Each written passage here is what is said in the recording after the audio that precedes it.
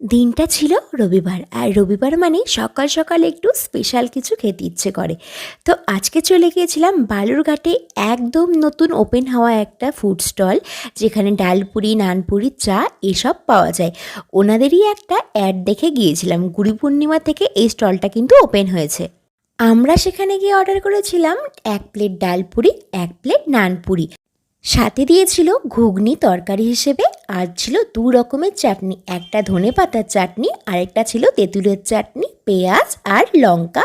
পেঁয়াজটা ছিল নরম, বেশ মশলা দেওয়া পেঁয়াজ, আর লঙ্কাটা ছিল ভাজা। বালুরঘাটে এই প্রথমবারই দেখলাম এত কিছু দিয়ে ডালপুরি কিন্তু সার্ভ করতে, মানে আমি তো ফার্স্ট টাইমই খেয়েছিলাম। ডালপুরির টেস্টটা ছিল ভীষণ সুন্দর, ডালের পুরে বেশ ভরা ছিল। আর তারপরে চলে আসলো নানপুরি। নানপুরিটাও না ভীষণ সফট ছিল। নানপুরিতে হালকা টক দই থাকার জন্য একটু টকটক টকটক টেস্টটাও পাচ্ছিলাম। খেতে ওভারঅল ভীষণ সুন্দর লাগছিল।